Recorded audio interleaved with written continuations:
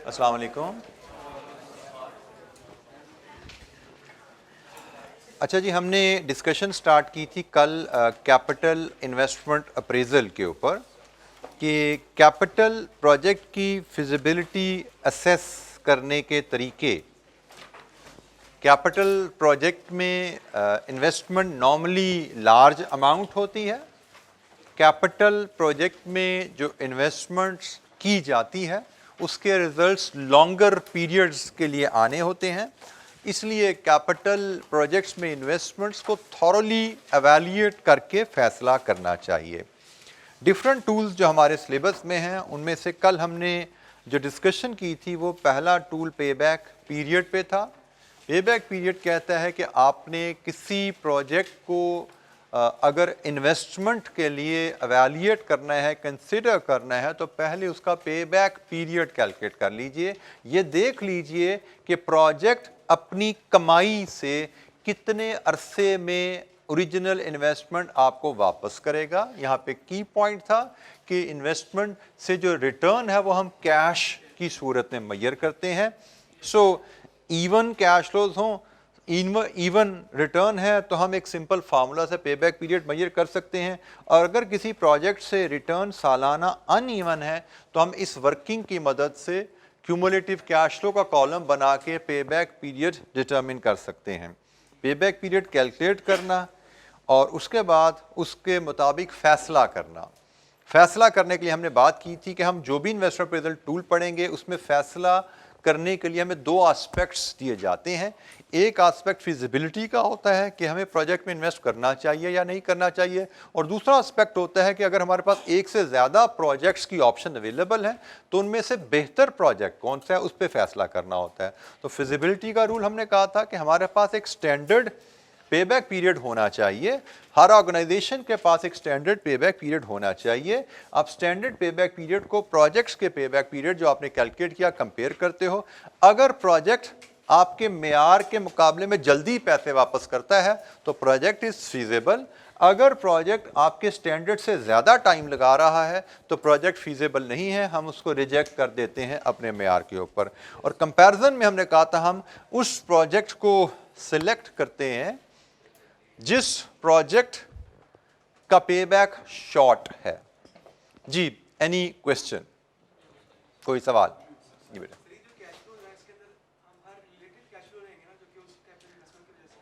जी बिल्कुल, आपके साथी ने सवाल किया। हम ये जो कैश फ्लोज लेते हैं यहाँ पे, हमने ये इनिशियल इन्वेस्टमेंट ली और इनिशियल इन्वेस्टमेंट के बाद हमने फ्यूचर में साल बाद जो कमाई ले रहे हैं कि इस इन्वेस्टमेंट की वजह से हमें ये कमाई होने वाली है, क्या ये कमाई जो कैश फ्लोज हैं इस प्रोजेक्ट की वजह से होने वाले ही हैं? The answer is yes. हम इस इन्वेस्टमेंट की वजह से जो हमें कमाई हो रही है सिर्फ वही लेते हैं। इस पर हमारी डिस्कशन अभी बड़ी डिटेल में होगी आगे चल के। रेलेवेंट कैश फ्लोज आइडेंटिफाई करना, हम वो कैश फ्लोज कैसे आइडेंटिफाई करते हैं जो हमारे इस इन्वेस्टमेंट की वजह से आए हैं, क्या क्राइटेरिया है, क्या असूल है, उनको कैसे डिटरमिन किया जाता है, हम उस पर डिटेल में बात करेंगे। बट यस, जो आपने सवाल किया, हम इस इन्वेस्टमेंट की वजह से जो हमें कैश फ्लोज अराइज होते हैं हम उनको कंसिडर करते हैं किसी भी प्रोजेक्ट की फिजिबिलिटी में। जी, कोई और सवाल? बेटा, ये कैश फ्लोज यकीनन प्रेजेंट वैल्यू नहीं है, ये कैश फ्लोज हैं। इसी पे हमने बात शुरू की है कि हमने प्रेजेंट वैल्यू का कॉन्सेप्ट, हम अभी टर्म हमने प्रेजेंट वैल्यू को हमने वैसे इंट्रोड्यूस नहीं कराई। अब हमने कल जो बात की थी वो टाइम वैल्यू ऑफ मनी की बात की थी। अब हम यहाँ से आगे चलेंगे। अभी ये कैश फ्लोज हैं कि हम अगर 20 मिलियन आज इन्वेस्ट करेंगे तो साल बाद हमें 10 मिलियन रुपए आएंगे, 2 साल बाद हमें 8 मिलियन रुपए आएंगे। ये कैश फ्लोज हैं। कैश फ्लोज का मतलब पैसा जितना हम रिसीव करेंगे या जितना हम पे करेंगे, ठीक है। अब हम थोड़ी सी बात जो आगे लेके चल रहे थे कि हमने कहा जी अब हम थोड़ा एडवांस टेक्निक्स की तरफ चलते हैं, और एडवांस टेक्निक्स की तरफ चलते हुए हमें टाइम वैल्यू ऑफ मनी के कॉन्सेप्ट्स को थोड़ा ज़रा पहले रिफ्रेश कर लेना था, जो कि हम कल रिफ्रेश कर पाए। टाइम वैल्यू ऑफ मनी में कहती है कि मनी की वैल्यू वक्त के साथ है। आज 1000 रुपए की जो वैल्यू है आज से साल बाद it will not be the same. This is the time value of money. और अगर हम देखें ना पेबैक पीरियड में, उसका एक ड्रॉबैक है। अब यहाँ से मैं इसको भी हाईलाइट कर दूँ। जैसे ही हमने प्रोजेक्ट ए का पेबैक निकाला था, हमने क्या कैलकुलेट किया था कि हम अगर आज 90 इन्वेस्ट करते हैं तो साल बाद 40, 2 साल बाद 30 और 3 साल बाद 20 आ गया, 90 पूरा हो गया। हमने क्या यहाँ पे कंसिडर किया था कि हमारा पेबैक 3 साल है, कि हमने जो 90 लगाया ओरिजिनल इन्वेस्टमेंट वो 3 साल में वापस आई। अब having introduce with the time value of money concept, क्या हमने जो 90 लगाया और जो हमें 90 अगले 3 सालों में आया, क्या वैल्यू के हिसाब से ये बराबर है? Answer is no. अब हम टाइम वैल्यू ऑफ मनी का कॉन्सेप्ट पढ़ चुके हैं कि भाई पैसा 90 हमने लगाया था, पैसा हमें 90 जरूर मिल गया 3 सालों में, बट ये जो 90 में अगले 3 सालों में मिला है, इसकी वैल्यू यकीनन इन्वेस्ट होने वाले 90 से बहुत कम होगी, क्योंकि with the passage of time money loses value. तो पे बैक का अगर हमसे कोई पूछे कोई ड्रॉबैक बताओ, तो ये पे बैक का बहुत बड़ा ड्रॉबैक है। ये हमें बता रहा है कि ये हमारी इन्वेस्टमेंट 3 साल में वापस आ गई, लेकिन ये इस चीज़ को इग्नोर कर रहा है कि जो हमें वापस आया ना 90 मिलियन, उसकी वैल्यू वो नहीं है जो हमने इन्वेस्ट की थी 90 उसकी थी। ठीक है, तो पैसा ज़रूर वापस आ गया है, पैसा हमें पे बैक ज़रूर हो गया है, बट उस पैसे की वैल्यू इस प्रोसेस में काफ़ी गिर चुकी होती है। अच्छा जी, एक डिसीजन मेकिंग, हम दुनिया का कोई भी फैसला करना चाहें, कारोबारी फैसला कोई भी करना चाहें, तो एक बड़ा बेसिक असूल जो फैसला करने का होता है कि आप देखते हो जो प्रॉब्लम हमारे सामने है, जो डिसीजन मेकिंग सिचुएशन हमारे सामने है, उसकी कॉस्ट क्या है और उसके एसोसिएटेड बेनिफिट्स क्या हैं। हमने कोई भी फैसला करना हो, वो फैसला यस या नो, कॉस्ट वर्सेस बेनिफिट पे डिपेंड करता है।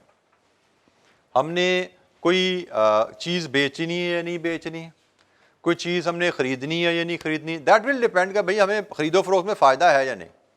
तो इसी तरह हम कैपिटल प्रोजेक्ट्स भी जब देखते हैं, इसमें भी यही एक बेसिक असूल अप्लाई किया जाना चाहिए। तो लेट्स अप्लाई दिस बेसिक असूल on project A. Cost versus benefit का असूल समझ आता है ना, कि भाई खर्चा कितना हो रहा है, उसकी रिटर्न कितनी आएगी। पे बैक पीरियड हमने डिस्कस कर लिया, उसको क्लोज कर लिया, वो हमारा चैप्टर बंद है। अब हम आगे चल रहे हैं। हमने कहा जी पे बैक की बात खत्म होगी, अब एक इन जनरल असूल की बात करें। तो जनरल असूल क्या है कि किसी भी फैसले को करते हुए उस फैसले में कॉस्ट देखो क्या इन्वॉल्व है और उस फैसले में बेनिफिट्स देखो क्या इन्वॉल्व है। तो उस असूल के तहत अगर मैं प्रोजेक्ट ए को कंसिडर करने चलता हूं, तो मैंने कहा जी ये प्रोजेक्ट ए है, इसमें ये मेरी कॉस्ट है और ये मेरे उसके बेनिफिट्स हैं, ये मेरे रिटर्न्स हैं। इस इन्वेस्टमेंट के नतीजे में मुझे अगले 5 सालों में 40 जमा 30 70 जमा 20 90 जमा 10 110 130 134 90 आज इन्वेस्टमेंट के नतीजे में मुझे अगले 5 सालों में 134 की वापसी होगी। कॉस्ट वर्सेस बेनिफिट का असूल मैं जब यहां पे लगाता हूं, तो ये जनाब मेरी सिचुएशन बनती है कॉस्ट वर्सेस बेनिफिट की। कॉस्ट 90 मिलियन और बेनिफिट 134 मिलियन, लेकिन ये कंपैरिजन डूएबल नहीं है, स्पेशली जब हम टाइम वैल्यू ऑफ मनी का कॉन्सेप्ट पढ़ चुके हैं। हमने टाइम वैल्यू ऑफ मनी का कॉन्सेप्ट पढ़ा है। उस कॉन्सेप्ट को जानते हुए ये कंपैरिजन बनता नहीं है। क्यों नहीं बनता? क्योंकि ये इन्वेस्टमेंट हम जो कर रहे हैं, जो कॉस्ट है, ये प्रेजेंट वैल्यू में है, हम आज इन्वेस्टमेंट कर रहे हैं, और ये जो बेनिफिट हमें आ रहा है ये फ्यूचर में आ रहा है, अगले 5 सालों में आना है। तो जनाब कॉस्ट वर्सेस बेनिफिट का असूल वैलिड है, ऐसे ही होना चाहिए, लेकिन ये कॉस्ट वर्सेस बेनिफिट का असूल यहां पे नहीं लगता, यहां पे कम से कम इस तरह नहीं लगता, क्योंकि कॉस्ट प्रेजेंट में है और बेनिफिट फ्यूचर में है। तो प्रेजेंट वैल्यू का 90,000 को फ्यूचर वैल्यू के 134 से आप कंपेयर नहीं कर सकते। These two values are not comparable. अच्छा जी, अगर ये कंपेरेबल नहीं है तो फिर हल क्या हमारे पास? तो इसका हल आपने सीखा हुआ है डिस्काउंटिंग में, पढ़ी हुई है डिस्काउंटिंग। डिस्काउंटिंग आपने सीखी हुई है कि डिस्काउंटिंग क्या करती है, फ्यूचर वैल्यूज को प्रेजेंट वैल्यू में कन्वर्ट कर देती है। और यह भी आपको बताया गया है कि डिस्काउंटिंग या वो कंपाउंडिंग का रिवर्स ऑपोजिट होती है। कंपाउंडिंग प्रेजेंट वैल्यू को फ्यूचर वैल्यू में कन्वर्ट करती है और डिस्काउंटिंग फ्यूचर वैल्यू को प्रेजेंट वैल्यू में कन्वर्ट करती है। तो ये आपने अर्लियर अपनी स्टडीज में सीखा हुआ है। तो हमें जो चैलेंज आ रहा था क्या कि भाई ये प्रेजेंट वैल्यू है, ये फ्यूचर वैल्यू है, कंपेरेबल नहीं है। इसका हल हमें डिस्काउंटिंग का मेथड देता है। डिस्काउंटिंग मेथड क्या कहता है कि आप फ्यूचर वैल्यूज को प्रेजेंट वैल्यू में कन्वर्ट कर लो। डिस्काउंटिंग की मदद से हम फ्यूचर वैल्यूज को प्रेजेंट वैल्यू में कन्वर्ट कर सकते हैं, और जब हम फ्यूचर वैल्यूज को प्रेजेंट वैल्यू में कन्वर्ट कर लेंगे then comparison will make sense, फिर कंपैरिजन हो पाएगा, it will be logical then. ठीक है, तो अब हम थोड़ा सा रीकैप अगर ले लें डिस्काउंटिंग का। ये जी आपने एक कंपाउंडिंग का फार्मूला बेसिक सीखा हुआ है आपने। ठीक है जी, future value is equal to present value into 1 plus r raised to power n, और इसी फार्मूले को रीअरेंज करें तो ये फार्मूला हमारा डिस्काउंटिंग का फार्मूला कहलाता है। Present value is equal to future value into 1 plus r raised to power n। इसको अक्सर हम इस तरह भी लिख देते हैं, future value into 1 plus r raised to power minus n। ठीक है जी, एक ही बात है। और बेसिकली ये जो कंपोनेंट है या जो ये कंपोनेंट है इसको हम डिस्काउंट फैक्टर या प्रेजेंट वैल्यू फैक्टर कहते हैं। डिस्काउंट फैक्टर या प्रेजेंट वैल्यू फैक्टर।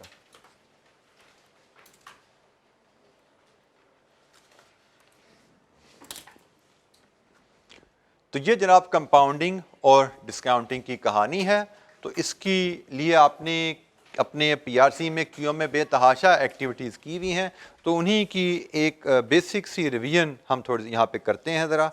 हमारे बुक में इलस्ट्रेशन 3, 4 हमारे पास चैप्टर है जी, किताब में ये 12, और चैप्टर 12 में ये इलस्ट्रेशंस हमारे पास अवेलेबल हैं पेज नंबर 160 ऑनवर्ड।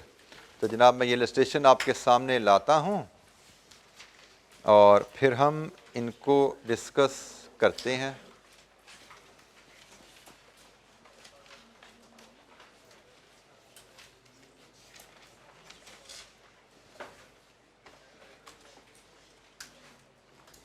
ये जी ज़रा कैलकुलेशंस कुछ परफॉर्म करनी है, ये आपके करने का काम है, मैं इसमें आपको हेल्प आउट नहीं करूँगा। फार्मूलाज आपको मैंने बता दिया डिस्काउंटिंग कंपाउंडिंग के।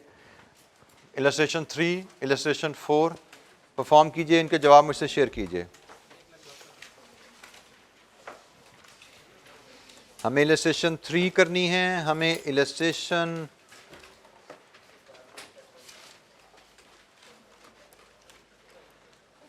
4 करनी है, और क्या क्या है जी हमारे प्लान में 5, 6, 7, 8, 9 तक जाना है जी, हमें सारी इलस्ट्रेशन करनी है जी। ठीक है जी, तो हम पहले 3 और 4 की बात करें। अगर फार्मूलाज किताब किसी के पास नहीं है, यहाँ से नोट करना चाहें कर लीजिए। ये कंपाउंडिंग का फार्मूला नोट कर लीजिए, वो डिस्काउंटिंग का फार्मूला नोट कर लीजिए।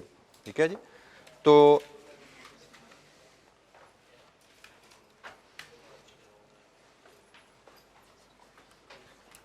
जी illustration 3, how much money we receive in 3 years time if we invest 100,000 today in a bank at 20% per annum।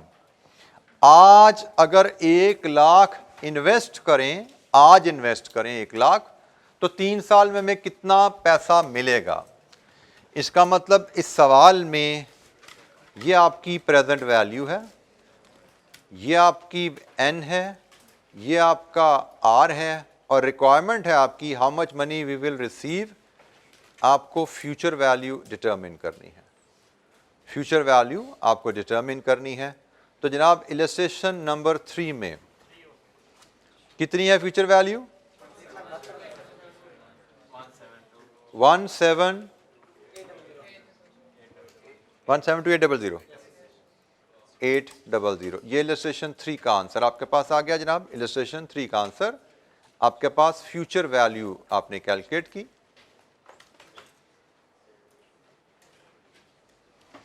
Illustration 4, calculate the value of 38,000 invested for 7 years at 5 years। यहां पे भी future value calculate करनी है। कितनी आ रही है जी future value यहां पे? 53,470। ये जी इलस्ट्रेशन 4 का आंसर है। किसी स्टूडेंट को कोई कैलकुलेशन परफॉर्म करने में दिक्कत तो पूछेगा। ये बेसिक कंपाउंडिंग की कैलकुलेशंस हैं, इसलिए ये कैलकुलेशंस मैंने आप पे डाली। आई होप कि you all should be able to perform it, but still किसी स्टेज पे किसी स्टूडेंट को कोई दिक्कत, कुछ सपोर्ट चाहिए हो, you should raise your hand, I can come to your seat to guide you.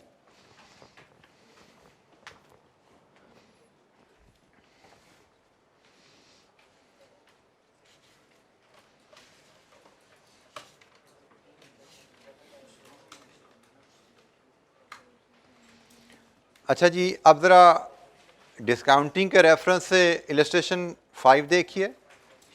What should be invested now to receive 10,000 in 4 years time. 10,000 in 4 year time, इसका मतलब ये फ्यूचर वैल्यू है, और what should be invested now, इसका मतलब आपको present value चाहिए। ये आपका आर आ गया और ये आपका एन हो गया। तो जनाब यहाँ से प्रेजेंट वैल्यू डिटर्मिन कीजिए। Present value will be future value into 1 plus r raised to power minus n. 1 plus r raised to power minus n. जी क्या आ रही है जी? 7350। ये आपकी इलस्ट्रेशन 5 की वैल्यू आ गई। Illustration 6, What is the present value of 1,15,000? Present value of 1,15,000, this is future value. Receivable in 9 years, this is n, और ये आपका r आ गया। Present value कैलकुलेट करनी है, तो present value will be 1,00,000 future value 1,15,000 into 1 plus r raised to power minus 9। कितना जी? 68068। तो हमने जब भी किसी फ्यूचर वैल्यू को प्रेजेंट वैल्यू पर लाना हो, तो वो फ्यूचर वैल्यू, फ्यूचर की जो कैश फ्लो है वो कितने साल बाद आ रही है, हमें ये वैल्यू पता होनी चाहिए, और वो फ्यूचर वैल्यू उस पीरियड के दौरान आर क्या प्रिवेल कर रहा है, रेट ऑफ रिटर्न क्या प्रिवेल कर रहा है। सो कैश फ्लो पता हो फ्यूचर में जो आना है, एन पता हो, आर पता हो, हम उसकी प्रेजेंट वैल्यू कैलकुलेट कर सकते हैं। प्रेजेंट वैल्यू से मराद फ्यूचर में जो पैसा 1,15,000 आना है वो आज के कितने पैसे के बराबर है। जी एनी क्वेश्चन?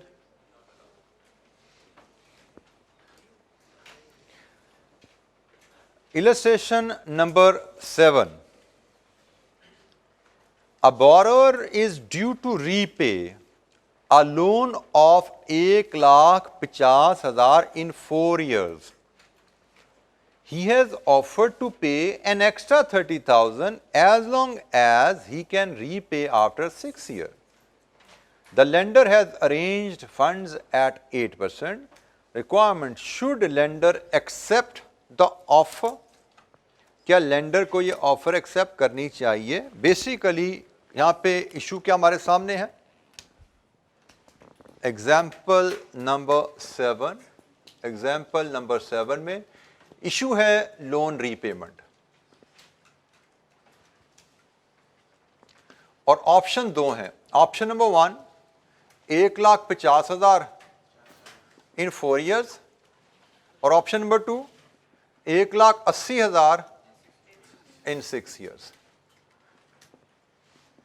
हमसे पूछा गया है कि भाई बोरोअर ने ये ऑप्शन दी है 1,50,000 4 साल बाद या 1,80,000 6 साल बाद, तो क्या बेहतर है? Should lender accept the offer, मतलब वो 1,80,000 एक्सेप्ट करे या 1,50,000 के साथ ही चले? तो भाई अब हमें 1,50,000 4 साल बाद आना है, 1,80,000 6 साल बाद आना है। असूल तो बड़ा आसान है भाई, जहां पे ज्यादा पैसे हैं वो अच्छा है, जहां पे ज्यादा पैसे हैं वो ऑप्शन बेहतर है। बट चैलेंज यहां पे क्या है कि भाई ये पैसे 4 साल बाद हैं, ये पैसे 6 साल बाद हैं, ये दोनों कंपेरेबल नहीं है टाइम वैल्यू ऑफ मनी के कॉन्सेप्ट के मुताबिक। टाइम वैल्यू ऑफ मनी का कॉन्सेप्ट क्या कहता है कि पैसे की वैल्यू उसके टाइम से लिंक है। हम 1,50 4 साल बाद, 1,80 6 साल बाद को कंपेयर नहीं कर सकते टाइमिंग डिफरेंस की वजह से। कंपैरिजन करना है तो क्या करें? दोनों की प्रेजेंट वैल्यू कैलकुलेट कर लें, फिर दोनों कंपेयर हो सकते हैं, क्योंकि हमने देखना ना इन दोनों में से ज्यादा वैल्यू कौन सी है। तो इस तरह कंपेयर नहीं हो सकते टाइमिंग डिफरेंस की वजह से। तो कंपेयर करने के लिए दोनों की प्रेजेंट वैल्यू कैलकुलेट करेंगे, फिर हम कंपेयर करेंगे दोनों को। तो जनाब आर हमें उसने बताया हुआ 8% है, उसके मुताबिक हम प्रेजेंट वैल्यू कैलकुलेट करें। 150,000 इंटू 1.08 रेज टू पावर -4 और ये 180,000 इंटू 1.08 रेज टू पावर -6। लीजिए 1,50,000 की प्रेजेंट वैल्यू 110,254 और इसकी 113,431। सो हम अब कंपैरिजन कर सकते हैं। अब हम इन दोनों को कंपेयर करके बता सकते हैं कि ये ऑप्शन बेहतर है, तो इसका मतलब ऑफर एक्सेप्ट कर लेनी चाहिए। बोरोअर ने कहा है 4 साल बाद 1,50,000 की बजाय 6 साल बाद 1,80,000 ले लो, तो हमारा डाटा बताता है कि भाई 6 साल बाद जो 1,80,000 है उसकी वैल्यू 4 साल बाद 1,50,000 से थोड़ी सी ज्यादा है। 30,000 ज्यादा नहीं है, सिर्फ 3,000 कुछ सौ ज्यादा है, लेकिन बहरहाल ज्यादा है, तो यह ऑप्शन बेहतर है। तो हमने थोड़ा सा डिस्काउंटिंग को रिकैप लिया कि टाइमिंग डिफरेंसेस की वजह से कैश फ्लोज कंपेरेबल नहीं होते। अगर हमने कैश फ्लोज को कंपेयर करना है तो हमें उस टाइमिंग के डिफरेंस को ख़त्म करना पड़ेगा, और टाइमिंग के डिफरेंस को ख़त्म करने का तरीका क्या है कि आप फ्यूचर कैश फ्लोज को डिस्काउंट कर लो। टाइमिंग के डिफरेंस को ख़त्म करने का तरीका फ्यूचर कैश फ्लोज को डिस्काउंट कर लो। ये हमारी बात कहाँ से शुरू हुई थी? डिस्काउंटिंग का स्किल तो हमने रिकैप ले लिया। बात हमारी शुरू हुई थी इस केस से, यहां से बात शुरू हुई थी। प्रोजेक्ट ए को हमने डिस्कस करना शुरू किया था। प्रोजेक्ट ए की हमने कॉस्ट देखी थी, प्रोजेक्ट ए के बेनिफिट्स देखे थे। हमने कॉस्ट वर्सेस बेनिफिट के असूल से फैसला करना चाहा प्रोजेक्ट ए फीजिबल है या नहीं। यहां पे हमें मसला आ गया कि भाई कॉस्ट वर्सेस बेनिफिट के असूल से फैसला करना जाएं तो यहां पे कॉस्ट प्रेजेंट वैल्यू में है, बेनिफिट फ्यूचर में है। इसके हल निकालने के लिए हमने डिस्काउंटिंग का तरीका सीखा। अब हमने जब डिस्काउंटिंग का तरीका सीख लिया है तो अब हमारे लिए कॉस्ट वर्सेस बेनिफिट वर्केबल हो जाएगा। तो उसके लिए अब हम देखते हैं इलस्ट्रेशन नंबर 8। हम इलस्ट्रेशन नंबर 8 पे जाते हैं डिस्काउंटिंग सीखने के बाद। इलस्ट्रेशन 8 हमारी प्रोजेक्ट ए से ही रिलेट करती है।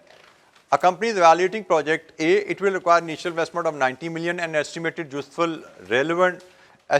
future relevant cash flows over its life are as under. So same वही project है जी, ये cash flows आ गए।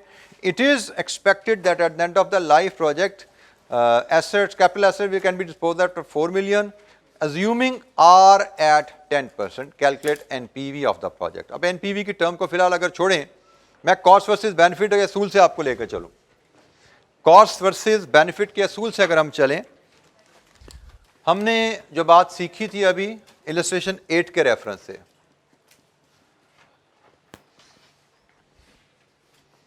कि प्रोजेक्ट में इन्वेस्टमेंट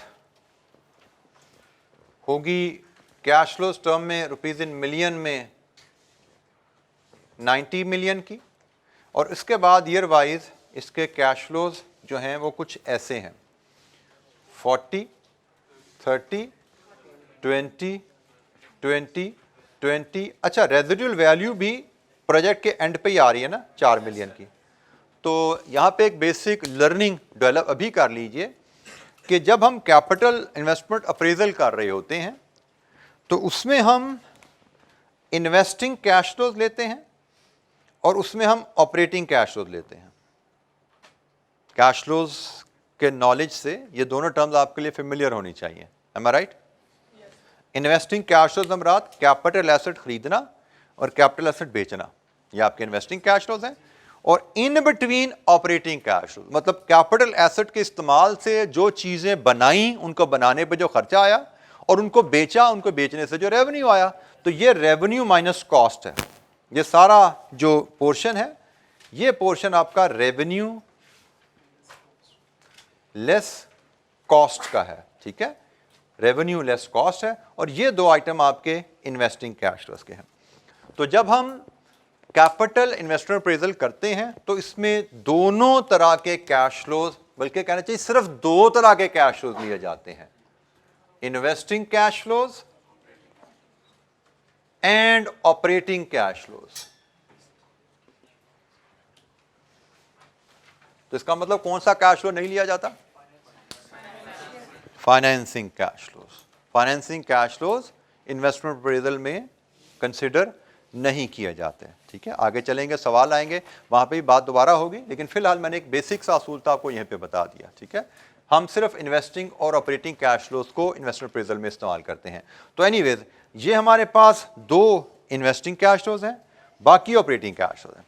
अब जिन कैश फ्लोज की टाइमिंग सेम है we can always combine them. ये भी 5 साल बाद है, ये भी 5 साल बाद है, तो मैं प्रेजेंटेशन के रेफरेंस से मैं इसको यहां पे 24 लिख सकता हूं, ये मैं यहां से काट देता हूं। ठीक है जी, प्रेजेंटेशन के लिहाज से हमें ऐसे ही प्रेजेंट करना सीखना है कि वो कैश फ्लोज इन्वेस्टिंग है या ऑपरेटिंग है। अगर सेम टाइम पे अराइज हो रहे हैं तो उनको सम अप करके हम प्रेजेंट कर सकते हैं। तो क्योंकि ये कैश फ्लोज भी 5 साल बाद था और प्रोजेक्ट 5 साल बाद ही खत्म हो के स्क्रैप वैल्यू हो रही है कैपिटल एसेट की, तो इसलिए हम दोनों को सम करके यहां पे ऐसे शो कर सकते हैं।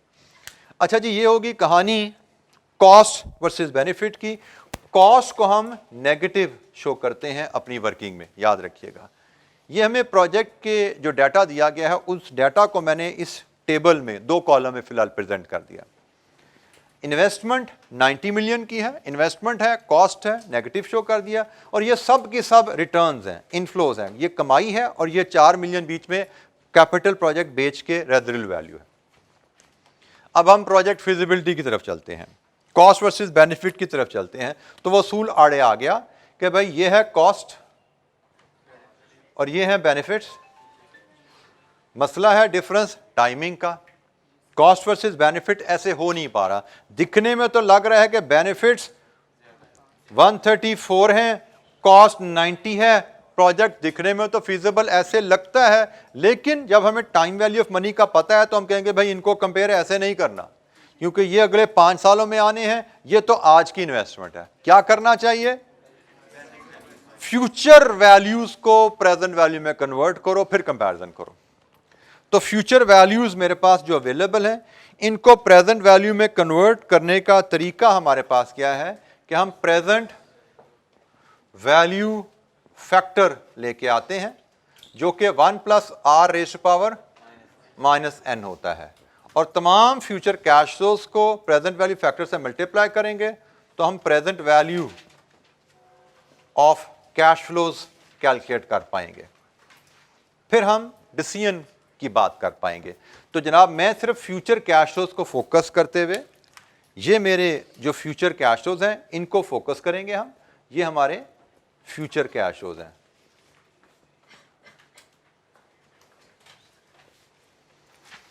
तो जनाब, ये 1 साल बाद 40 मिलियन आने हैं। आर हमारा 10% है। 1 + r, 10 का मतलब 0.1 ⁻n, n should represent year। 1 + r⁻², 1 + r⁻3, 1 + r⁻4, 1 + r⁻5। लीजिए जी, फ्यूचर कैश फ्लोज पे हम सिर्फ फोकस कर रहे हैं, तो मुझे प्रेजेंट वैल्यू बताइए। जो पहला कैश फ्लो 40, इसकी प्रेजेंट वैल्यू 36 पॉइंट, 2 डेसिमल पे ले जाइए 36 जी। 30 मिलियन दूसरा कैश फ्लो, इसकी प्रेजेंट वैल्यू 24.79। तीसरा कैश फ्लो, उसकी प्रेजेंट वैल्यू 15.03। चौथा कैश फ्लो 13.66। आखिरी कैश फ्लो 14.90। तो हमने कहा जी ये 134 को हम 90 से कंपेयर नहीं कर सकते, क्योंकि 134 फ्यूचर वैल्यू है। कंपैरिजन करना है कॉस्ट वर्सेस बेनिफिट, तो पहले फ्यूचर वैल्यूज को प्रेजेंट वैल्यूज में कन्वर्ट कीजिए। फ्यूचर वैल्यूज को प्रेजेंट वैल्यू में कन्वर्ट करने का तरीका क्या है कि आप हर फ्यूचर वैल्यू को डिस्काउंट फैक्टर से मल्टीप्लाई कीजिए। Present value is equal to future value into 1 + r⁻⁻n। ये जनाब हमने 1 + r⁻⁻n लिया, और हमने हर फ्यूचर वैल्यू को प्रेजेंट वैल्यू फैक्टर से मल्टीप्लाई कर दिया, जिसके नतीजे में हमें तमाम प्रेजेंट वैल्यूज मिल गई। अब हम कंपैरिजन कर सकते हैं, तो उसके लिए जरा मुझे इसका सम बता दीजिए। क्या आ रहा है इसका सम? 104.74। ये है हम बेनिफिट्स की प्रेजेंट वैल्यू, ये है बेनिफिट्स की प्रेजेंट वैल्यू। अब हम कंपैरिजन इसका कर सकते हैं, कॉस्ट वर्सेस बेनिफिट्स। अब हम कर सकते हैं, कॉस्ट है 90 और बेनिफिट्स है 104.74। पहले हम 90 वर्सेस 134 कर रहे थे, हमने कहा जी ये बात मुनासिब नहीं है क्योंकि ये प्रेजेंट वैल्यू है, ये फ्यूचर वैल्यू है। हमने कहा जी ये मुनासिब बात नहीं है, मुनासिब बात ये बनती है इसमें ये भी प्रेजेंट वैल्यू है, ये भी प्रेजेंट वैल्यू है। अब बताइए what is your decision, cost versus benefit? आपका क्या डिसीजन है, प्रोजेक्ट में इन्वेस्ट करना चाहिए? Answer is yes. बड़ा आसान सा फैसला है क्योंकि benefits are more than the cost, as benefits are more than the cost, so project is feasible.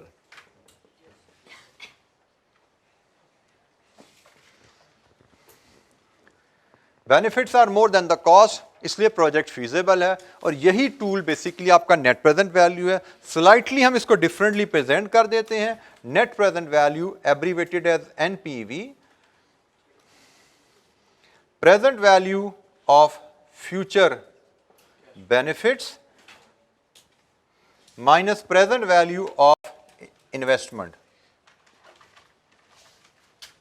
हमारे केस में फ्यूचर बेनिफिट्स की प्रेजेंट वैल्यू 104.74 माइनस इन्वेस्टमेंट की present value 90, net present value 14.74। और यहां पे जो बात समझने की है, नेट प्रेजेंट वैल्यू हमारी जो आ रही है it is positive. Positive value itself बता रही है कि बेनिफिट्स कॉस्ट से ज्यादा है। पॉजिटिव वैल्यू बताती है बेनिफिट कॉस्ट से ज्यादा है, इसीलिए प्रोजेक्ट फीजिबल है। अगर हमारी एनपीवी की वैल्यू नेगेटिव आ जाती तो नेगेटिव वैल्यू हमें बताती कि हमारे बेनिफिट्स कम है, कॉस्ट ज्यादा है। नेगेटिव वैल्यू यहां पे आती तो हम कहते हैं प्रोजेक्ट फीजिबल नहीं है, इसको रिजेक्ट कर दीजिए।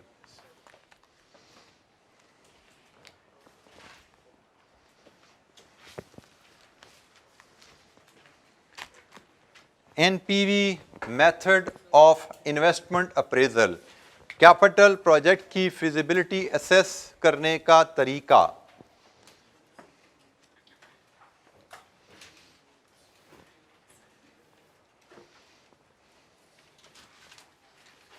जी एनी क्वेश्चन? जी बेटा, इलस्ट्रेशन 6 एन्युटी फैक्टर क्या होता है वो तो अभी हमने सीखा ही नहीं इस क्लास में। तो वैसे इलस्ट्रेशन 6 कौन सी है?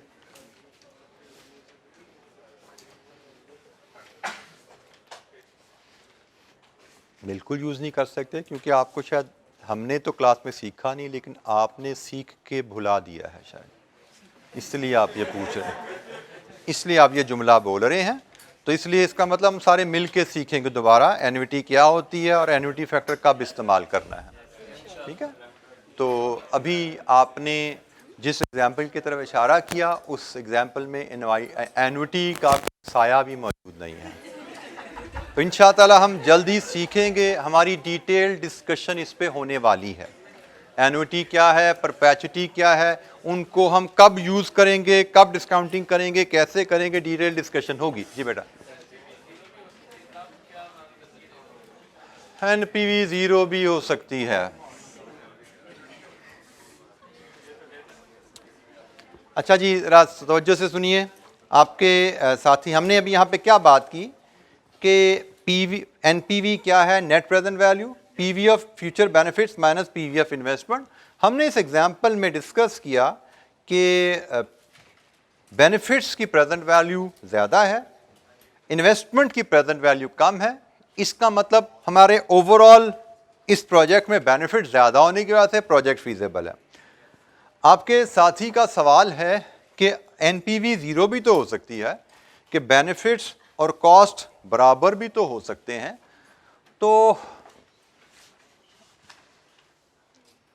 अगर ये दोनों बराबर हैं, वो हमें क्या चीज़ बता रही है, उसके लिए शायद आपको एक आध दिन इंतज़ार करना पड़ेगा। कुछ टर्म्स अभी हमने ना एनपीवी सिर्फ एक कैलकुलेशन सीखी है, इसका मीनिंग ये असल में बताती क्या, ये वैल्यू में क्या बता रही है, असल मीनिंग इसका क्या है, उस पर भी मैंने जाना है। ये तो सिर्फ मैंने आपको बता दिया भाई कैलकुलेट ऐसे करते हैं, इसका रूल ये है, लेकिन असल में ये 14.74 क्या है उस पर भी मेरी बात होनी है। इवन अभी आपको मैंने आर का नहीं बताया, व्हाट इज आर, किसी ने क्वेश्चन ही नहीं किया, लगता है आपको ऐसे ही पढ़ाया गया, आर है तो पाई जो आर तो लिखी कैलकुलेट करी जाओ। व्हाट इज आर, कहां से आया, क्यों आया, 8% 6% क्या है, तो ये मतलब अभी आपको समझाना है। तो जब मैं आपको एनपीवी का मतलब समझाऊंगा, जब आर का मतलब समझाऊंगा, इंशाअल्लाह गालिबन शायद कल ही समझाऊंगा, तो उसके साथ ही फिर हम इस सवाल को अब दोबारा लेके आना, ठीक है। ये सवाल फिर आप दोबारा पूछना कि जी अब बताएं एनपीवी 0 हो तो क्या करनी चाहिए, हम इसको वहां पे जवाब दे पाएंगे। फिलहाल जो हमने चीज़ सीखी है कि एनपीवी आंसर पॉजिटिव आ रहा है तो प्रोजेक्ट फीजेबल है, क्योंकि पॉजिटिव आंसर बता रहा है कि ओवरऑल बेनिफिट्स इन्वेस्टमेंट से ज़्यादा हैं। अगर आंसर नेगेटिव आएगा तो प्रोजेक्ट फीजेबल नहीं है, क्योंकि नेगेटिव आंसर बताएगा कि बेनिफिट्स इन्वेस्टमेंट से कम है। तो हम किसी भी इन्वेस्टमेंट डिसीजन की तरफ तभी जाते हैं जब इन्वेस्टमेंट जो हुई है उससे ज़्यादा रिटर्न मिल रही हो हमें।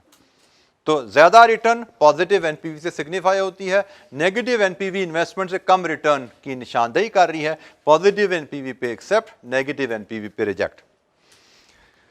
अच्छा, एक छोटी सी प्रेजेंटेशन के रेफरेंस से एक बात सीख लीजिए कि हम प्रेजेंटेशन में क्वेश्चन कैलकुलेट करते हुए एनपीवी कैसे प्रेजेंट करेंगे। हम इस तरह इक्वेशन नॉर्मली एग्जाम में नहीं दिखाएंगे। हम एनपीवी कैलकुलेशन में ये जो इन्वेस्टमेंट है ये ऑलरेडी प्रेजेंट में हो रही है, इसको भी इस कॉलम में एज नेगेटिव फिगर एक्सटेंड कर लेते हैं और हम सिंपली इस कॉलम का सम कर लेते हैं। ये सम हमारा एनपीवी है, ये एक नेगेटिव फिगर है, ये बेनिफिट सारे पॉजिटिव फिगर हैं। 14.74 हमारा ये आंसर यहाँ पे डायरेक्टली ऐसे आ जाता है।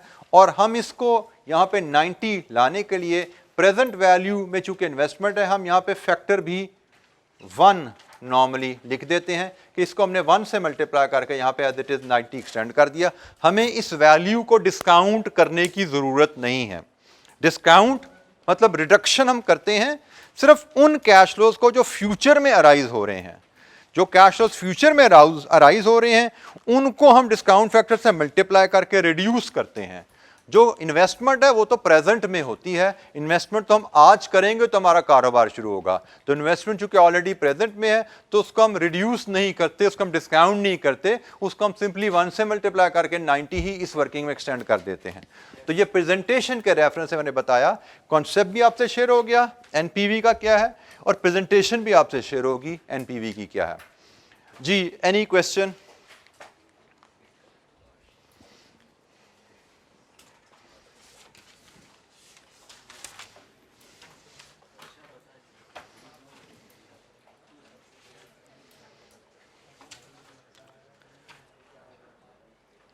अच्छा, ये इलस्ट्रेशन 9 में हमारे पास प्रोजेक्ट बी है। हमें प्रोजेक्ट बी की एनपीवी कैलकुलेट करने को कहा गया यहाँ पे। तो प्रोजेक्ट बी की एनपीवी ज़रा बनाइए कैसे आती है। प्रोजेक्ट बी में भी आर 10% ही हमें दिया गया है एनपीवी कैलकुलेशन के लिए। Are is 10%। आर क्या है, जैसे मैंने कहा इस पे हम बात करेंगे, हो सकता आज ही हो सकता कल हो, लेकिन जल्द ही हम इस पे बात कर रहे होंगे। इलस्ट्रेशन नंबर 9, डाटा मैं आपके लिए अगर अरेंज कर दूं तो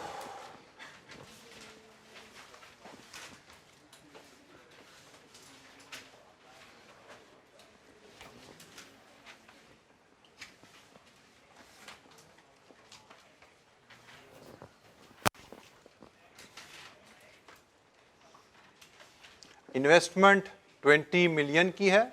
इसके बाद ईयर वाइज 5 साल लाइफ है। पहले साल 10 मिलियन की रिटर्न, दूसरे साल 8 मिलियन की, तीसरे साल 6 मिलियन की, फिर 4 और आखिरी साल 4 और साथ ही रेजिडुअल वैल्यू 2। 4 जमा 2 6। लीजिए जी, ये आपके कैश फ्लोज हैं और आपका डिस्काउंट फैक्टर आर यहाँ पे भी 10% है। टेबल पॉपुलेट करेंगे और मुझे आप यहाँ पे एनपीवी इसकी बताइए क्या आ रही है। Calculate NPV for project B.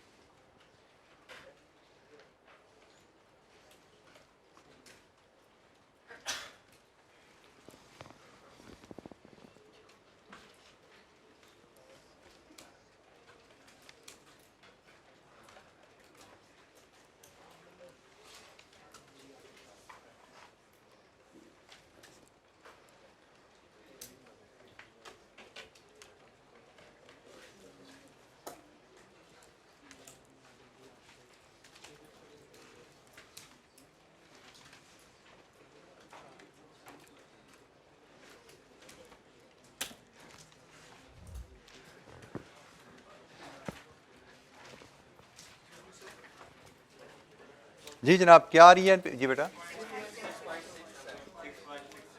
6.67 and it is also positive. Normally positive NPV हो तो हम साइन नहीं लगाते, नेगेटिव हो तो ब्रैकेट में शो करते हैं, तो विदाउट ब्रैकेट मीन पॉजिटिव। जी बेटा आपका सवाल?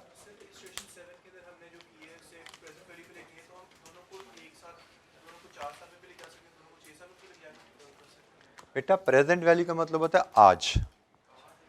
ये 4 साल, आज से 4 साल बाद 1,50,000 आना है। ये आज से 6 साल बाद 1,50,000 आना है। एक आज से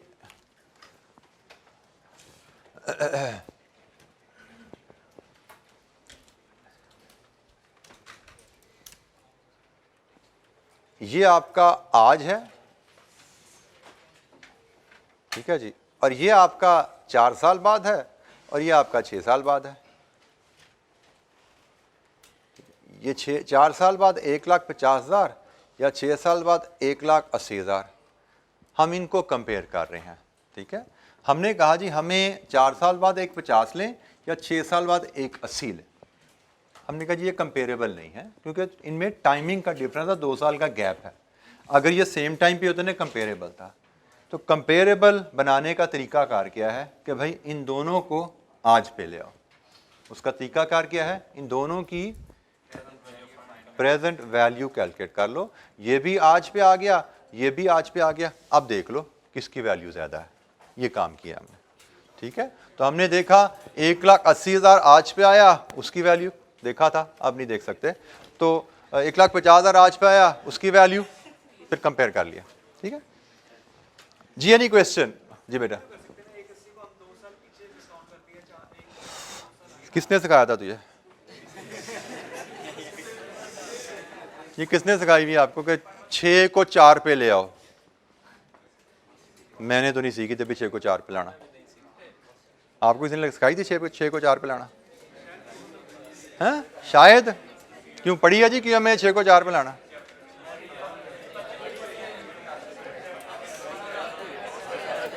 सारे ना बताएं, एक बच्चा बता दे। बेटा नॉर्मली असूल याद रखिए, कंपेरेबल बनाने के लिए अगर तो कैश फ्लोज के टाइमिंग मैच हो रहे हैं तो एज इट इज कंपेयर हो जाएंगे, लाइक विद लाइक है कंपेयर हो जाएंगे। लेकिन अगर टाइमिंग मैच नहीं हो रहे तो रूल इज उनको प्रेजेंट वैल्यू पे ला के कंपेयर किया जाएगा। ठीक है जी,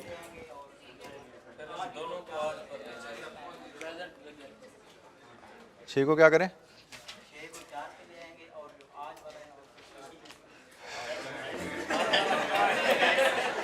इसलिए मैंने कहा असूल याद रखो, टाइमिंग डिफरेंसेस रहेंगे। टाइमिंग डिफरेंसेस वैल्यूज को कंपेयर करने का तरीका एक ही रखेंगे हम कि तमाम फ्यूचर वैल्यूज को आज पे ले आओ, प्रेजेंट वैल्यू में कन्वर्ट कर लें, कंपेयर कर लें, जिंदगी आसान रखें। परम्यूटेशन कॉम्बिनेशन ना बनाएं कि किसको आगे ले जाएं किसको पीछे ले आएं। ठीक है, असूल आसान रखें, जिंदगी आसान रखिए। तमाम फ्यूचर कैश फ्लोज को जिनके टाइमिंग डिफरेंसेस हैं कंपैरिजन करना है, प्रेजेंट वैल्यू में ले आएं। अच्छा जी, प्रोजेक्ट बी की एनपीवी हमने कैलकुलेट की। अब आपको जरा प्रेजेंट वैल्यू टेबल से भी इंट्रोड्यूस करवा दें। इंट्रोड्यूस क्या, रिफ्रेश दोबारा ही करवाना है, तो इससे आप फेमिलियर हैं जी। अच्छा, इसमें एक टाइपो है, हमारी किताब में ये टेबल लगा हुआ है, किताब के आखिर में कहाँ पे आ रहा है ये?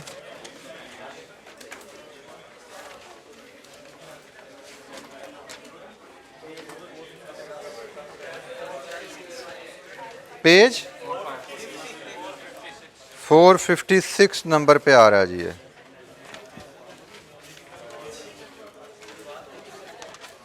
पेज 456 पे ये टेबल आ रहा है। इसमें एक टाइपो आपके पास, ठीक है, मेरे आपका ठीक हो चुकी है ना? ठीक है, मेरे पास अच्छा गलत ही, वहाँ पे पुरानी स्लाइड लगी हुई थी। बहरहाल तो ये टेबल आपके पास है। हम आइंदा फ्यूचर में फार्मूला हमें पता है, 1 + r⁻⁻n present value factor calculate करने का फार्मूला हमें पता है, लेकिन एग्जाम में हमें ये टेबल्स अवेलेबल होते हैं ऑन डिमांड। हम इन्विजिलेटर से प्रेजेंट वैल्यू टेबल हासिल कर सकते हैं और हमें ये टेबल हासिल करना चाहिए। और क्लास में भी as a habit, as a practice, हम फ्यूचर में टेबल से ही डिस्काउंटिंग किया करेंगे। ठीक है जी, टेबल से बाहर हम कब जाना है उस पर भी बात करेंगे, लेकिन आप लोगों को हैबिट बनानी है कि हम टेबल्स की मदद से ही डिस्काउंटिंग किया करेंगे। तो जैसे अब टेबल को हमने यूज करना है, इस केस में इलस्ट्रेशन बी में अगर टेबल अप्लाई करूं तो यहां पे जी आपके पास ये कॉलम है आ रहा है एन का, और ये आपके पास रो आ रही है आर की। ये आर है, ये एन है, तो हमें 10% चूज करने हैं, तो आर की रो में आइए 10% चूज कीजिए, और हमें 1 से लेकर 5 तक के फैक्टर चाहिए, तो ये N1, N2, N3, N4, N5 ये हैं जी हमारे रेलेवेंट फैक्टर जो कि हम प्रोजेक्ट बी की डिस्काउंटिंग में यूज कर सकते हैं। तो इंस्टेड के हम 1 + r⁻⁻n लगाएं, मैं यहाँ पे टेबल पे जाऊंगा 10%, मैं ये फार्मूला यहाँ नहीं लिखूंगा, मैं यहाँ पे लिखूंगा प्रेजेंट वैल्यू फैक्टर एट 10%। फिर मैं टेबल पे जाऊंगा 10% 1 ईयर 0.909, 10% 2 ईयर 0.826, 0.751, 683। लीजिए जी, तो हमें अब वो फार्मूला लिखना और फार्मूले में फैक्टर डालना और कैलकुलेटर पे सॉल्व करने की जरूरत नहीं है। हमने यहाँ पे 10% लिखा, एग्जाम पॉइंट ऑफ व्यू से अब हम ऐसे चला करेंगे। हमें फार्मूला इस्तेमाल करना भी आता है, फार्मूला याद करने की हमें जरूरत नहीं रहेगी अब, क्योंकि ये फार्मूला आपकी टेबल की टॉप पे अवेलेबल होता है, तो याद नहीं करना, मेमोराइज नहीं करना, आपको टेबल की टॉप पे अवेलेबल है। और इसकी एप्लीकेशन की भी जरूरत नहीं है। इस फार्मूले को इस्तेमाल करके डिफरेंट आर्स पे, डिफरेंट एन पे फैक्टर्स क्या आते हैं वो भी गिवन है, तो हम टेबल्स को अब इस्तेमाल किया करेंगे। तो जनाब यही आंसर आप इस तरीके से भी, इसको हम यहाँ पे 1 लगा देते हैं। तो मुझे अगर हेल्प कीजिए मल्टीप्लाई करके, ये 20 आ गया जी, मल्टीप्लाई कीजिए 9.09, 6.61, 4.55, 51, 73, 3.73। लीजिए जी, सम कीजिए तो शायद ये 6.67 ही बन रहा है। तो डिस्काउंटिंग करते हुए आइंदा अब हम इस प्रेजेंट वैल्यू टेबल्स को ही यूज किया करेंगे, यहीं से डिस्काउंट फैक्टर उठाया करेंगे। फार्मूला हमें यूज करना पड़ सकता है, वजह उसकी क्या है कि table will have a range. जैसे इस टेबल में रेट 10% और ये निचला हाफ देखे 20%, 20% तक जाता है। अगर हमें एग्जाम में कोई क्वेश्चन आएगा जिसका R 20 से ज्यादा है तो फार्मूला इस्तेमाल करना पड़ेगा। इसी तरह यहाँ पे जो N है वो भी 20 साल तक जा रहा है, R भी 20% तक गया, N भी 20 साल तक जा रहा है। तो हमें अगर ऐसा कोई डिस्काउंट फैक्टर चाहिए जिसमें N 20 से ज़्यादा है तो फिर फार्मूला इस्तेमाल करना पड़ेगा। तो फार्मूला हम तभी इस्तेमाल करेंगे जब इस टेबल में उसकी वैल्यू हमें डिस्काउंट फैक्टर की ना मिले। So this should be our habit. So net present value, अच्छा जी, डिसीजन रूल के रेफरेंस से हमारी बात होगी। फिजिबिलिटी की तो हम बात कर चुके हैं। फिजिबिलिटी का रूल मैंने आपको बता दिया कि अगर एनपीवी पॉजिटिव है तो प्रोजेक्ट एक्सेप्ट करें, एनपीवी नेगेटिव है प्रोजेक्ट रिजेक्ट करें। तो साथ ही अब हम प्रोजेक्ट ए और बी की बात करें तो हमारा प्रोजेक्ट ए भी एनपीवी पॉजिटिव दे रहा है, बी भी पॉजिटिव दे रहा है, दोनों प्रोजेक्ट फीजिबल है। प्रोजेक्ट ए की एनपीवी भी 14.74 पॉजिटिव है, मतलब बेनिफिट्स इन्वेस्टमेंट से ज्यादा हैं। प्रोजेक्ट बी की एनपीवी भी 6.67 पॉजिटिव है, मतलब बेनिफिट्स इन्वेस्टमेंट से ज्यादा हैं। दोनों प्रोजेक्ट्स फीजिबल हैं। कंपैरिजन का rule, project with higher NPV is better. Comparison की जरूरत हमें कब पड़ती है? When projects A and B are mutually exclusive. Mutually exclusive से मुराद होता है जब दोनों प्रोजेक्ट इकट्ठे ना किए जा सकें। अगर तो प्रोजेक्ट ए और बी दोनों में हम इन्वेस्टमेंट कर सकते हैं तो भाई दोनों ही फीजिबल हैं, दोनों में इन्वेस्टमेंट कर दो।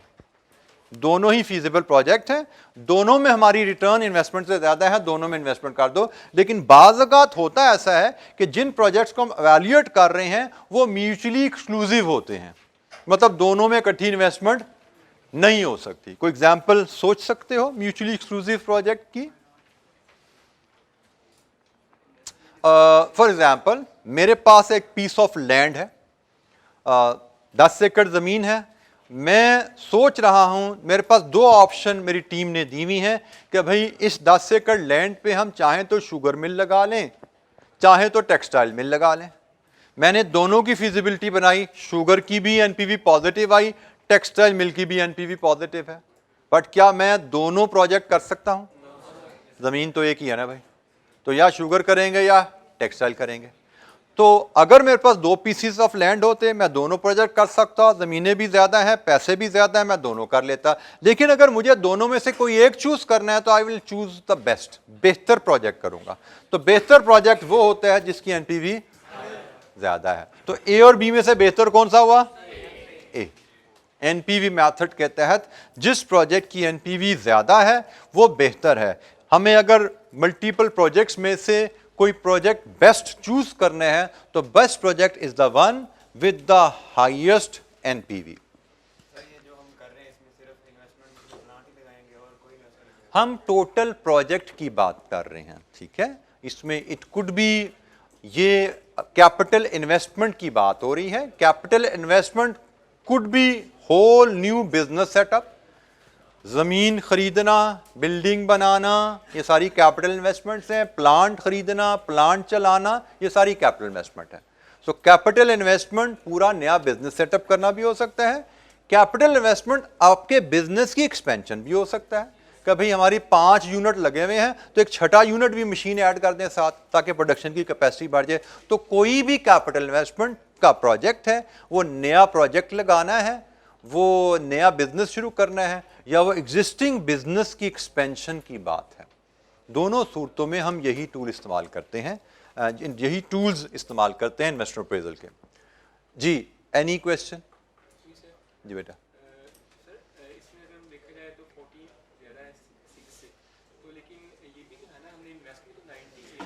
जी, आपके साथी का सवाल है कि बेशक प्रोजेक्ट ए की एनपीवी ज़्यादा है 14.74, बी के मुकाबले में 6.67, लेकिन प्रोजेक्ट ए में इन्वेस्टमेंट भी तो हम कितनी ज़्यादा कर रहे हैं, 90 मिलियन की इन्वेस्टमेंट है, वहाँ पे तो इन्वेस्टमेंट भी सिर्फ 1/4 से भी कम है, 20 मिलियन की इन्वेस्टमेंट है। तो 20 मिलियन अगर हम कंपैरिजन रेशो में देखें तो रेशो में शायद वहाँ पे एनपीवी वर्सेस इन्वेस्टमेंट उधर ज़्यादा नज़र आती है, जैसे आपके साथी कह रहे हैं। लेकिन इसका जवाब मैं फिर वही कहूंगा कि चूंकि आपको भी एनपीवी का मतलब नहीं पता, इसलिए आप ये सवाल कर रहे हैं। आर और एनपीवी का मतलब जब आपको पता लगेगा तो इसका जवाब भी आपको वहां पे क्लियर हो जाएगा। जैसे आपको 0 एनपीवी का जवाब क्लियर होगा, इसका जवाब भी आपको इंशाअल्लाह आर और एनपीवी की डिस्कशन के साथ ही क्लियर होगा। जी, एनी अदर क्वेश्चन? कोई और सवाल यहां तक?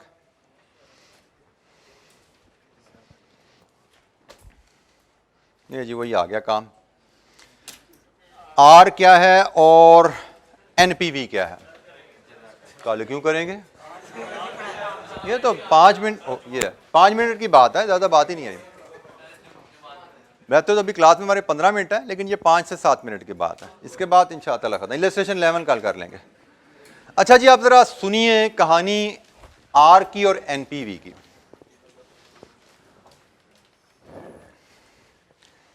किसी भी कैपिटल प्रोजेक्ट की जो एक कहानी होती है वो शुरू होती है प्रोजेक्ट के आइडिया के साथ। सबसे पहले प्रोजेक्ट का आइडिया सोचा जाता है।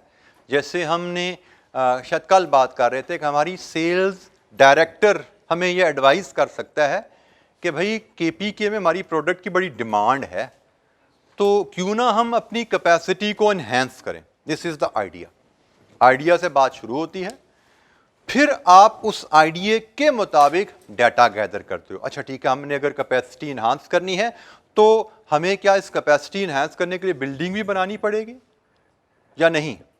बनानी है तो कितना खर्चा आएगा?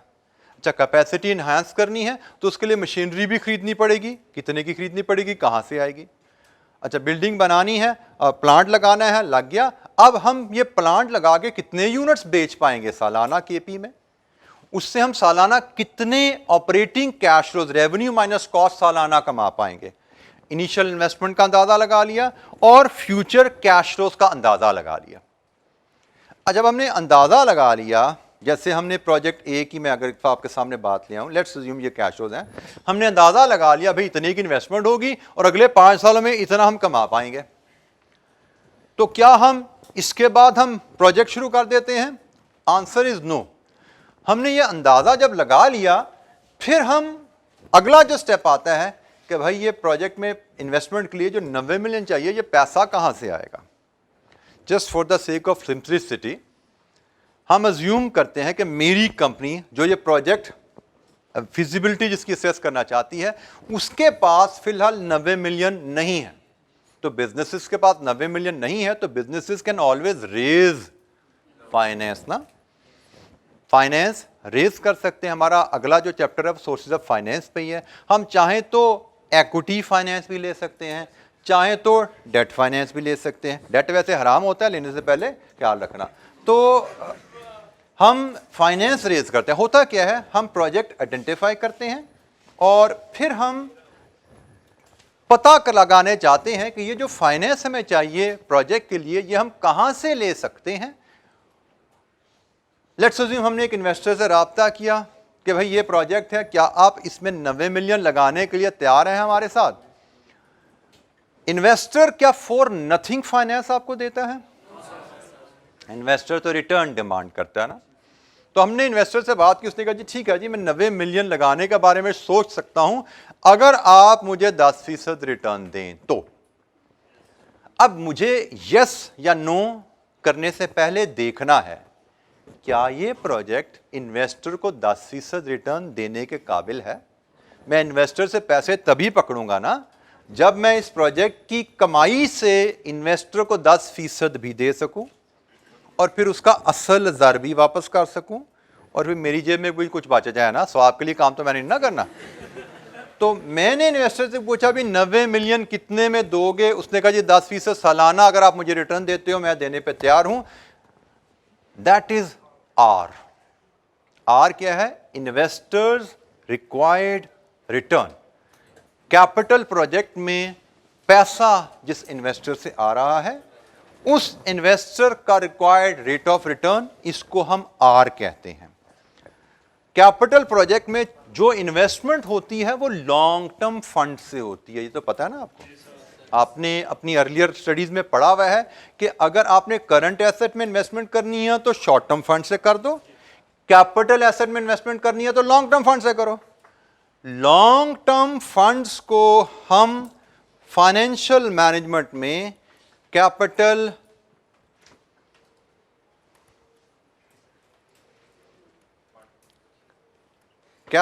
एम्प्लॉयड कहते हैं। Long term funds capital employed कहते हैं। इसके दो इसके हिस्से होते हैं, एक लॉन्ग टर्म डेट और एक इक्विटी। और इस कैपिटल एम्प्लॉयड को बाज़ वक़्त हम कैपिटल भी कह देते हैं। अच्छा, फाइनेंशियल अकाउंटिंग में ना कैपिटल जब जुमला बोलते हो, आप लफ्ज़ कैपिटल बोलते हो, उसका मतलब इक्विटी समझा जाता है, ठीक है। लेकिन हम फाइनेंशियल मैनेजमेंट के सब्जेक्ट में जब कैपिटल का वर्ड बोलते हैं तो कैपिटल का वर्ड कैपिटल एम्प्लॉयड होता है। यहाँ पे हमारी डिक्शनरी थोड़ी सी फ़र्क है अकाउंटिंग से। यहाँ पे कैपिटल से मुराद कैपिटल एम्प्लॉयड है और कैपिटल एम्प्लॉयड में लॉन्ग टर्म डेट भी हो सकता है, इक्विटी भी हो सकती है, कॉम्बिनेशन ऑफ द टू भी हो सकता है। तो for the sake of simplicity हमने कहा जी हमने अपने प्रोजेक्ट के लिए जो कैपिटल रेज करना है वो एक ही इन्वेस्टर है, वो इक्विटी का है, वो डेट का है, हम उस डिटेल में नहीं जाते। एक ही इन्वेस्टर है, उसने कहा जी मुझे 10% रिटर्न दोगे तो मैं आपके साथ इन्वेस्टमेंट पे तैयार हूं। तो ये जो आर है ना, बेसिकली ये कॉस्ट ऑफ कैपिटल एम्प्लॉयड है। जिस इन्वेस्टर से आप पैसा ले रहे हो प्रोजेक्ट के लिए, उस इन्वेस्टर का कॉस्ट ऑफ उसका इसको इन्वेस्टर का रिक्वायर्ड रिटर्न भी कहते हैं,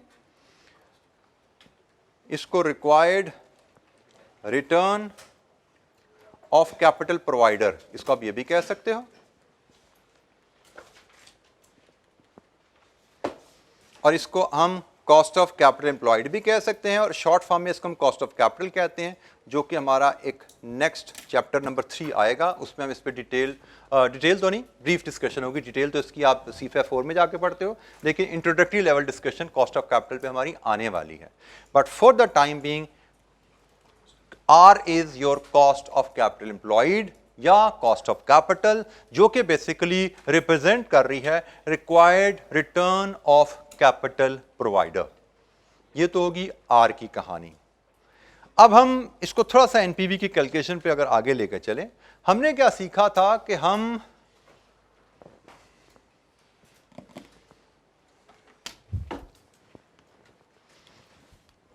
हमने एनपीवी मेथड में क्या किया कि मेरे पास ये जो फ्यूचर कैश फ्लोस है ना 134, इनको मैंने डिस्काउंट किया 10% पे, ऐसे ही है।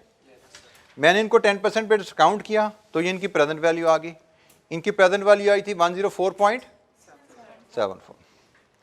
मैंने जब कैश फ्लोस को फ्यूचर रिटर्न्स को डिस्काउंट करता हूं तो इस डिस्काउंटिंग प्रोसेस में बेसिकली कैश फ्लोस में कटौती हुई है, ऐसे ही है।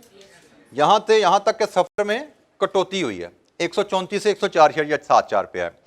ये कटौती किस मद में हुई है, इसकी एक्यूरेसी हम बाद में बात करेंगे, but just for the sake of understanding at this position आप समझिए ये कटौती हुई है। इन्वेस्टर को हमने उसकी रिटर्न दी है वापस। उसने 10% रिटर्न मांगी थी ना, मैंने प्रोजेक्ट को 10% पे डिस्काउंट कर दिया। जब बेनिफिट्स को मैंने 10% पे डिस्काउंट किया तो अभी तक के लिए समझो ये जैसे मैंने उसको 10% रिटर्न उसको दे दी कि मैंने उससे 90 लिया, फ्यूचर में मैंने जो कमाया उसमें से मैंने 10% उसको पे कर दिया। 10% पे करके मेरे पास क्या बचा 104.74। अब क्या ये सारे पैसे मेरे हैं? Answer is no. उसका असल ज़र भी तो देना है ना, उसका असल ज़र उसको वापस किया कि भाई ये कटौती होगी इन्वेस्टमेंट रिटर्न की, ये रिटर्न आपकी गई, अब आपको 90 वापस करना है, लीजिए जी आप 90 भी लीजिए। बाकी क्या बच गया? ये बचा मेरी जेब में, ठीक है, ये बचा मेरी जेब में। तो अब अगर मैं इस ओवरऑल प्रोजेक्ट को एनालाइज करूं, प्रोजेक्ट ए की कहानी क्या है? जब मैंने प्रोजेक्ट का आइडिया कंसीव किया मेरी जेब में पैसे थे जीरो, मेरी जेब में कोई पैसा नहीं था। आइडिया मेरे पास था, इन्वेस्टर के पास गया, उससे पूछा भाई कितने % के अगेंस्ट, रिटर्न के अगेंस्ट पैसा मुझे देते हो? उसने कहा 90 के अगेंस्ट। मैंने अपनी फिजिबिलिटी में क्या असेस किया है कि अगर मैं इन्वेस्टर को 10% रिटर्न दूं और उसका असल ज़र भी वापस कर दूं तो प्रोजेक्ट की कंप्लीशन पे मेरे पास 14.74 बचते हैं। प्रोजेक्ट शुरू किया था खाली जेब था, प्रोजेक्ट खत्म किया 14.74। यहां पे आओ, प्रोजेक्ट शुरू किया खाली जेब था, प्रोजेक्ट खत्म किया 6.67। तो अब बोलो 20 लिया 90 लिया मैटर करता है? मैटर तो करता है मेरी जेब में कितने पैसे बचे हैं। 20 लेके 6.67 बचा लूं या 90 लेके 14.74 बचा लूं, जीरो से शुरू होकर यहां तक पहुंचना है ना। तो जीरो से 14.74 पे जाते हो प्रोजेक्ट ए के साथ, जीरो से 6.67 पे जाते हो प्रोजेक्ट बी के साथ। तो डेफिनेटली जहां पे ज्यादा बचत है, जहां पे ज्यादा मेरी जेब में पैसे ऐड हो रहे हैं, वही ऑप्शन बेहतर है। तो ये तो जवाब हो गया एनपीवी हायर क्यों बेहतर है। इन्वेस्टमेंट यहां पे रेलेवेंट नहीं रहती, क्योंकि इन्वेस्टमेंट तो हमने इन्वेस्टर से ली और उसको वापस भी कर दी है, उसी से पैसे लिए, कमाया, वापस भी कर दिया उसको रिटर्न के साथ। मैटर क्या करता है मेरी जेब में क्या बचा, तो मेरी जेब में जहां ज्यादा बच रहा है वो बेहतर है।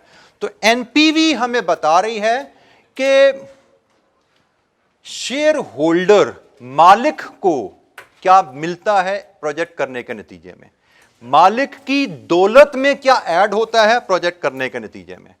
So NPV is measuring change in wealth of owners या शेयर होल्डर्स, ठीक है जी। एनपीवी इज मेजरिंग, मैं मालिक हूं ना, मालिक मतलब बिजनेस का मालिक मतलब शेयर होल्डर।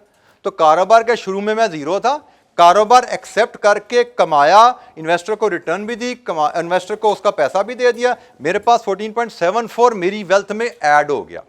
पहले मैं जहां पे भी खड़ा था मेरी वेल्थ में इजाफा यह है। So NPV is measuring change in wealth.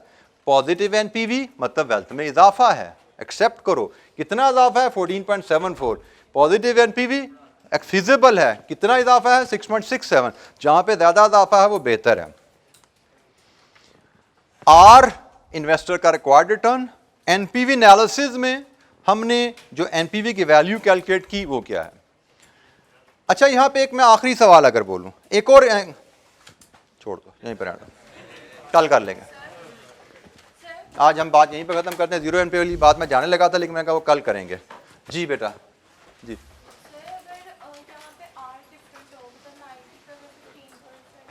Sorry,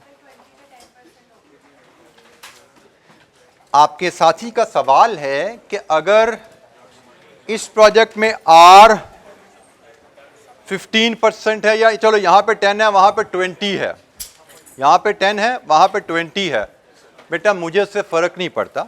इसको मैं 10% पे डिस्काउंट करूँगा, इसको मैं 20% पे डिस्काउंट कर लूँगा, मुझे तो मैटर करता ही है। इन्वेस्टर को उसकी रिटर्न भी दे दी, इन्वेस्टर को 10 है या 20 है, जितनी भी रिटर्न है दे दी ना उसको, उसका असल भी दे दिया। मेरे पास क्या बच रहा है, दैट मैटर्स। 10% रिटर्न दी या 20% रिटर्न दी, मुझे इससे फ़र्क नहीं पड़ा। मुझे फ़र्क पड़ता है इससे। आर 10% है तो 10% पे डिस्काउंट कर दो, आर 20% है 20% पे डिस्काउंट कर दो, एंड में देखना बचा क्या। ठीक है, आज के लिए इतना ही। बाकी इंशाअल्लाह कल डिस्कशन को कैरी करेंगे, यहीं से बात शुरू करेंगे, आगे लेके चलेंगे। Thank you very much. अस्सलाम वालेकुम।